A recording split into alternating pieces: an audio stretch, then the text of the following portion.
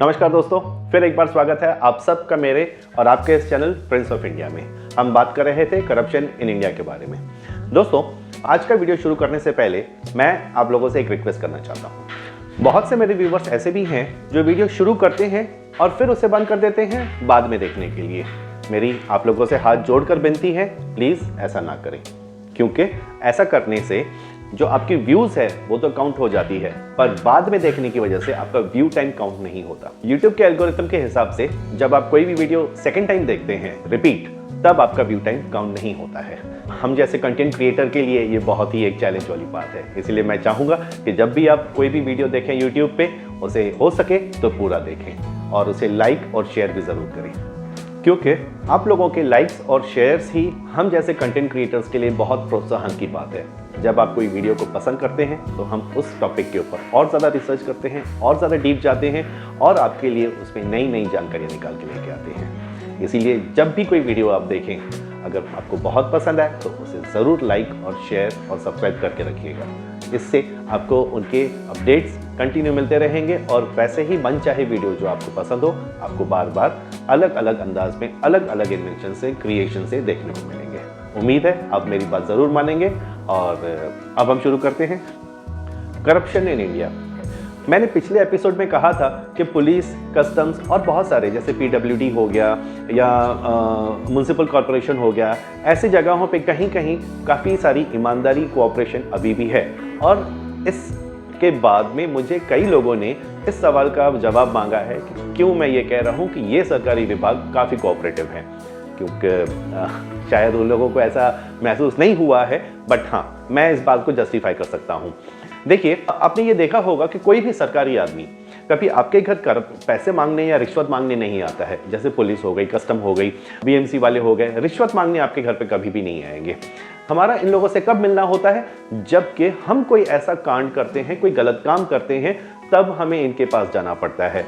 For example, हमने signal overlap कर दिया, फॉर एग्जाम्पल हमने कोई कानून का उल्लंघन कर दिया, या फिर हम जब बाहर से फॉरेन से आ रहे हैं तो कोई ऐसी चीज़ लेके आए जिसकी कस्टम ड्यूटी बहुत ज़्यादा है और उसकी कस्टम ड्यूटी कम करने के लिए हमने सामने कस्टम ऑफिसर को कुछ पैसे देके उस चीज़ का डिवैल्यूएशन करके कम कस्टम ड्यूटी भरी और रिश्वत दी। तो इसमें बताइए गलत कौन हुआ, वो ऑफिसर या आप? इवन जो रास्ते पे, सड़क पे हम उल्लंघन करते हैं कानून का, उसके लिए अगर हमें पुलिस रोकती है तो हम पैसे देके आगे निकल जाते हैं। BMC में भी ऐसा ही है। कई सारे ऐसे उल्लंघन हम जब करते हैं तो BMC बोलो या म्युनिसिपल कॉरपोरेशन बोलो, हम बॉम्बे में अक्सर BMC कहते हैं, ऐसे लोगों को हम थोड़ी बहुत रिश्वत देके और उस बात को शांत करवा देते हैं। अगर आप गलत हैं, आपने फुल पेनल्टी भर के और उस चीज़ को सॉल्व कर दिया, तो आपसे कोई रिश्वत मांगने तो आएगा नहीं। लेकिन हाँ, इसमें एक बात ज़रूर याद रखिएगा, एक मंत्री ऐसा बंदा है जो हर 5 साल के बाद आपके घर में वोट मांगने के लिए आता है।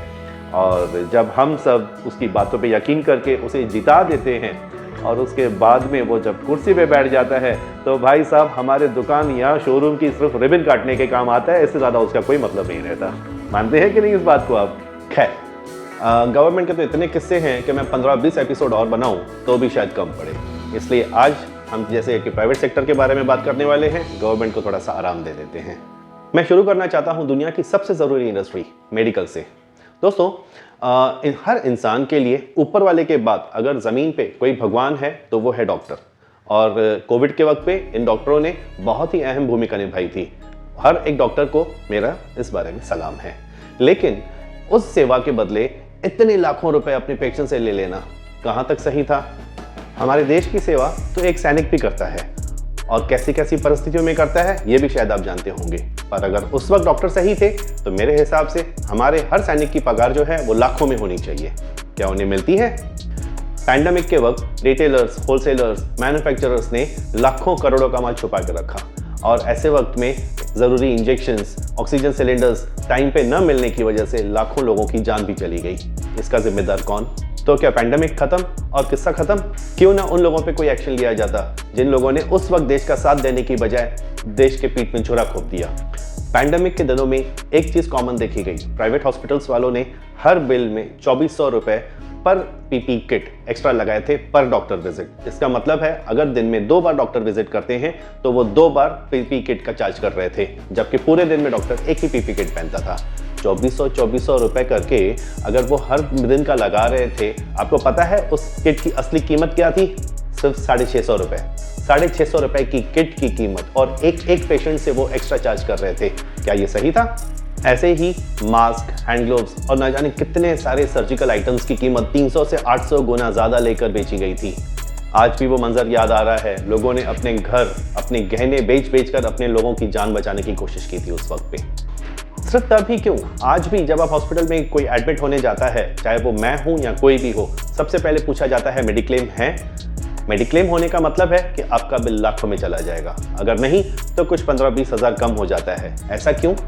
हॉस्पिटल साहब से पूछते हैं तो उनका जवाब होता है, आपको क्यों टेंशन है, वो तो मेडिकल कंपनी भरेगी। अरे लेकिन इतने महीनों से प्रीमियम तो हमने भरा है, फिर इसका फायदा उस हॉस्पिटल को क्यों दिया जाता है? अगर दवाइयों का और ट्रीटमेंट का रेट फिक्स्ड है तो फिर एक मेडिकल पॉलिसी होल्डर का बिल और एक नॉन मेडिकल पॉलिसी होल्डर का बिल में फर्क क्यों होता है?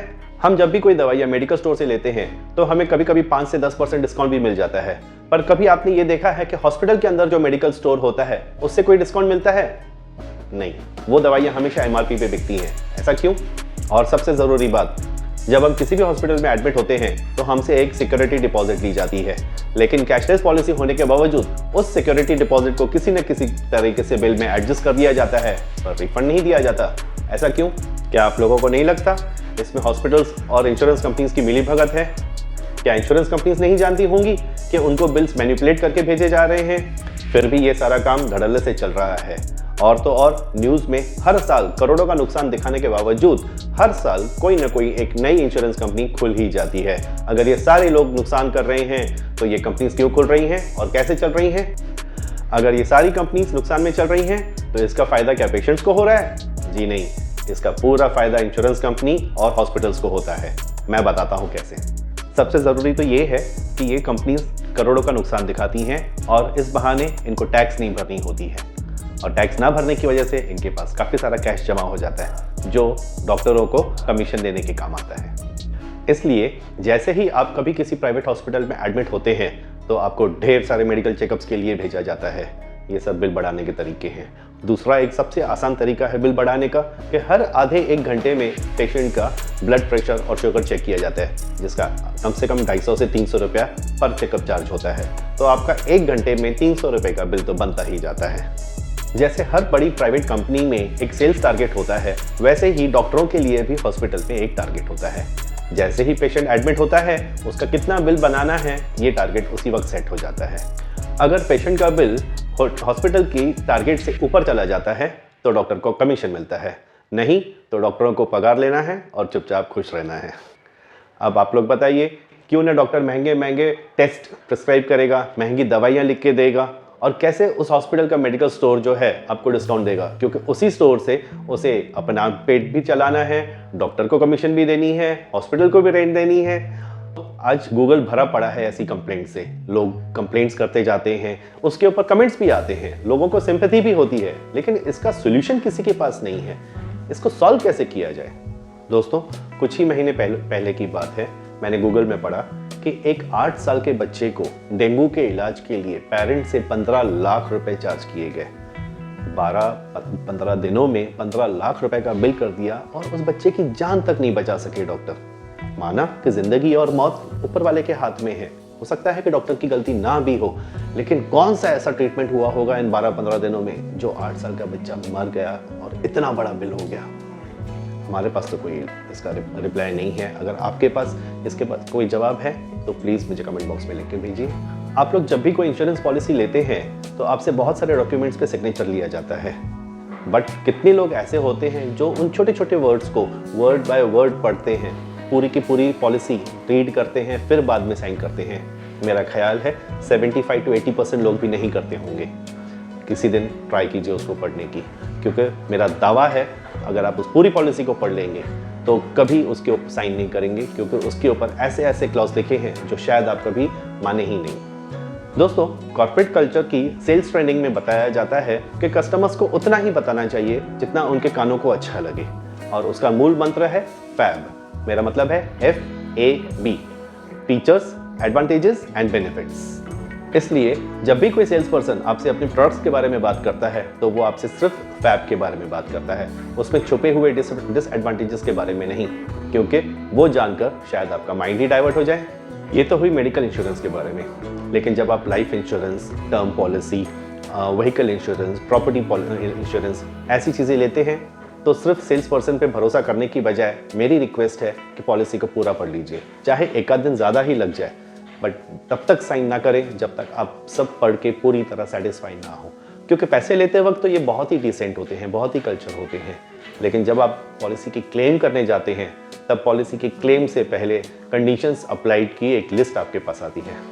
और मज़े की बात तो ये है कि उस कंडीशंस अप्लाइड की लिस्ट में आपकी साइन भी होती है, जो कि आपने तब की थी जब आपने बिना पढ़े उस पेपर पे साइन किया था। दोस्तों आइए अब हम बात करते हैं FMCG प्रोडक्ट्स के बारे में। FMCG का मतलब है फास्ट मूविंग कंज्यूमर गुड्स, फिर वो चाहे खाने पीने की हो, आपके रोज़मर्रा की ज़िंदगी की आइटम हो, इनको हम FMCG कहते हैं। साल 2016 के बाद इस सेक्टर में कोई बहुत बड़ा फ्रॉड देखने के लिए नहीं मिला है। हाँ, त्यौहार आते ही छोटी मोटी फैक्ट्रियाँ जैसे नकली पनीर, नकली तेल, नकली दूध, नकली मिठाइयाँ, ऐसी फैक्ट्रियाँ शुरू हो जाती हैं, बट गवर्नमेंट इन चीज़ों पे बहुत कंट्रोल रखे हुए है, क्योंकि ये लोगों की ज़िंदगी से रिलेटेड है। पर हाँ, ख़त्म नहीं हुआ है, इसीलिए आप लोगों को चौकन्ना रहने की ज़रूरत है। वैसे आप शायद ना मानो, लेकिन कोल्ड ड्रिंक्स भी नकली बनाई जाती हैं, जिनके ऊपर लेबल ब्रांडेड होते हैं, बॉटल्स ओरिजिनल होती हैं, लेकिन अंदर माल मिलावटी होता है। तो इसके लिए आप लोगों को सतर्क और चौकन्ना रहना अभी भी ज़रूरी है। पर दोस्तों, क्या आप लोगों ने कभी सुना है नकली साबुन, नकली शैम्पू, नकली लोशन, बॉडी लोशन, नकली डियोज, इन चीज़ों के बारे में? मैं तो सुन के हैरान था, ये भी नकली बनते हैं? हाँ, हमारे भारत देश में ऐसी चीज़ें भी नकली बिकती हैं और इसका इस्तेमाल करना बहुत खतरनाक होता है। जैसे कि अगर आप नकली शैम्पू यूज़ कर रहे होंगे तो केमिकल्स की वजह से आपकी हेयर फॉल हो सकती है। नकली साबुन या नकली लोशंस यूज़ करने से आपको स्किन रैशेस या स्किन प्रॉब्लम हो सकती है। कुछ केसेस में तो स्किन कैंसर तक होने तक का नतीजा पाया गया है। और मैं चाहूँगा हमारी सरकार से रिक्वेस्ट करके कि जैसे खाने पीने की नकली चीज़ों के ऊपर उन्होंने बहुत ज़्यादा रिस्ट्रिक्शंस ला रखे हैं, वैसे ही इनको भी कंट्रोल किया जाए, क्योंकि ये भी रोकना उतना ही ज़रूरी है जितना खाने की चीज़ों को रोकना ज़रूरी है। दोस्तों, ये तो सब आप जानते ही होंगे कि बिना किसी सरकारी सपोर्ट के ये सारे में से कोई भी काम फल फूल नहीं सकता। इसीलिए इस सारी कंपनीज में कहीं ना कहीं कोई ना कोई सरकारी बंदा ज़रूर मिला होता है, फिर वो चाहे पार्टनर हो, डायरेक्टर हो, ओनर हो, ओनर का दोस्त हो या उसका कोई सगे वाला हो, बट रिश्ता तो ज़रूर मिलेगा। और यही एक वजह है कि इन लोगों की इतनी हिम्मत बढ़ जाती है कि ये कोई भी काम बिना किसी डर के या शर्म के कर लेते हैं।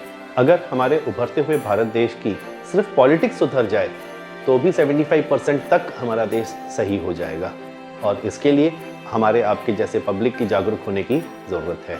इसके अलावा अगर और कोई उपाय है आपके पास तो मुझे कमेंट बॉक्स में ज़रूर लिख कर भेजिए।